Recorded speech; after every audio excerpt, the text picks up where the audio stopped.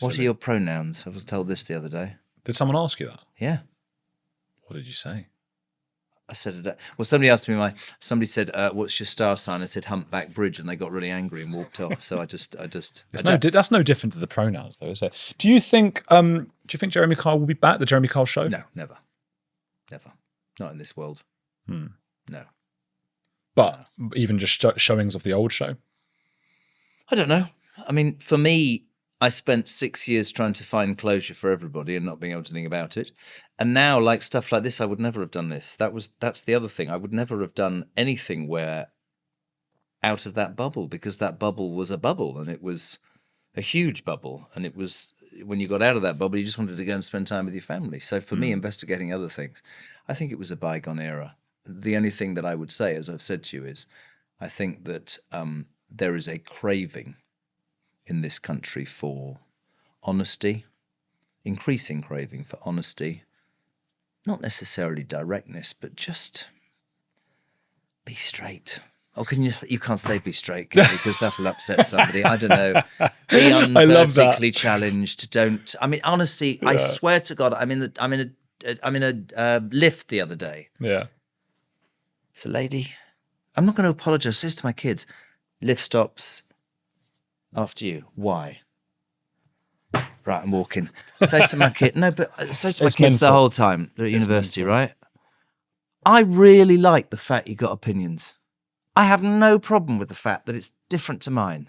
But until I am dead in front of you, I am not going to be told that everything that your grandparents taught me or everything that I happen to believe not only should be cancelled, it should be trodden on and trashed, because I'm not having it. If I'm prepared and willing to accept your opinions, then don't spend your time trying to trash everything that millions of people believed in, were brought up on. Does that make me old? It does seem to. It's a stereotype, isn't it? But I find myself going that way. Of course you will. And that's what I did. That's like, I genuinely like the fact that, some of it winds me up a bit. I took one daughter to Brighton University and she said, can you not say an awful lot today? Okay. And the first three people were furries. Do you know what a furry is? Yeah, they dress like animals. Well, they had tails. Wow. I must have gone like that. And you didn't say anything? She said not a word. And then I went to the loo, I'm old-fashioned. Yeah. And it didn't say man or woman, it said anybody welcome. So I went into the car park and had a wee in a tree. But no, I did. So I keep quiet. And I think, I get that. I like the fact that they're all invested, but if you are going to have that, you've got to respect other people's opinion, haven't you? It's young. I don't care if you're diametrically opposed to me. I'd like to I think the most challenging thing in life is to be having a discussion with somebody who you would spend your absolute life disagreeing everything with, but then you have a chat and you have a drink and you move on. But everything's personal nowadays, isn't it? It's taken so... Because it's identity. Oh, you've upset me. Why have I upset you? Well, you've just told me how you feel. Well, you asked. I know, but did you? I didn't realise you were going to be that honest. Right. Okay, then. I honestly, though, I have got to the point where I think if I sat and thought about it, I literally wouldn't speak. So the beauty of doing things like this and the beauty of talk is that actually, it's not that I don't care, it's to try and respect. But I do think respect is a two-way street, isn't it? Mm-hmm. I got one more question for you, but where can people find your show or anything you'd like to sort of... So talk is on. Do you know? I actually don't know how to describe talk. It's on DAB, isn't it? It's on smart. I don't on YouTube. I don't. You're the expert. It's on all the things. Thank you. There you go. Where can you find Talk TV? You can get it on the DAB radio thing live. Live. But you'd also, if you wanted to get one of your shows and you're not watching it live, you go type in Talk Jeremy Kyle and it will show you the latest one. See, that's how you do it. It's on from 4 till 7. I only do 3 days a week because the rest of the week I need oxygen because I'm getting so old. You know what annoys me about that is, not you getting old, but the Talk TV thing. Thank you. When you do type Jeremy Kyle Talk, it comes up with the titles of all your latest videos, but it just says, the thumbnail just says Talk. And I want to see like your face and a thing saying what you spoke about that day. Oh, right. Well, I wouldn't know who to ask about that. But I will be doing... Who? Derek. Right.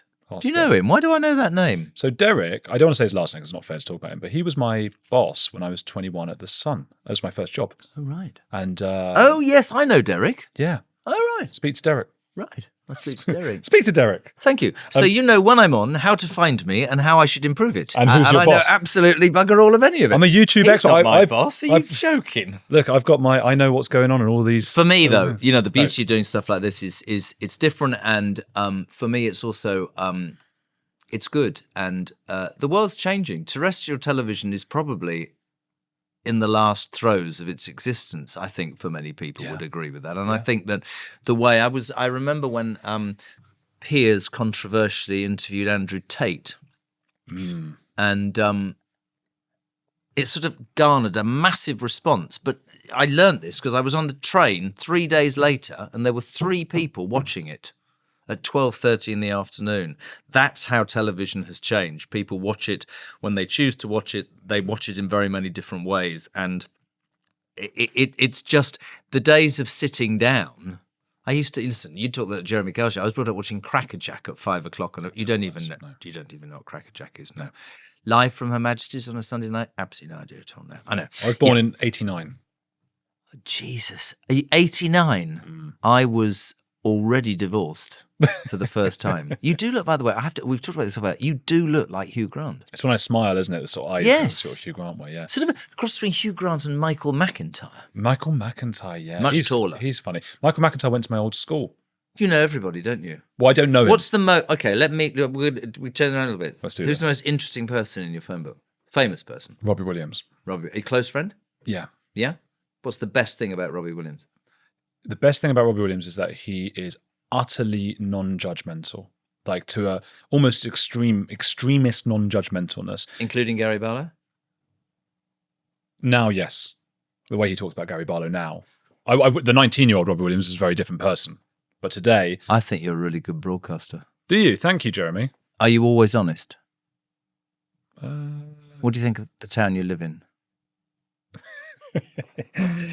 Well, I speak about this a lot because I live in Bristol. My wife didn't like me saying that, but we're leaving, so it's okay because she's worried about leaving each other. Safety. No. Do you want me to sit on the step? And so you come alive when you're the interviewer. So what you is come wrong alive. with yours and your wife's relationship?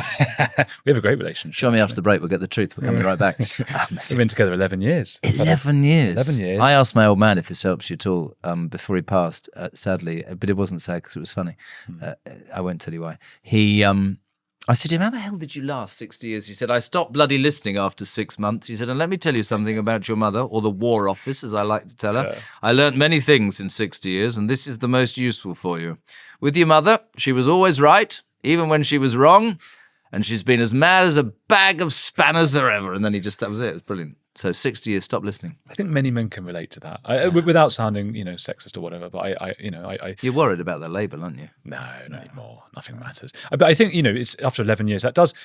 Unfortunately, it is just a fact of life that if you hear the same voice a lot, your brain will get used to that being on a kind of frequency that it can, ignore. So there's been a few times recently where my wife has.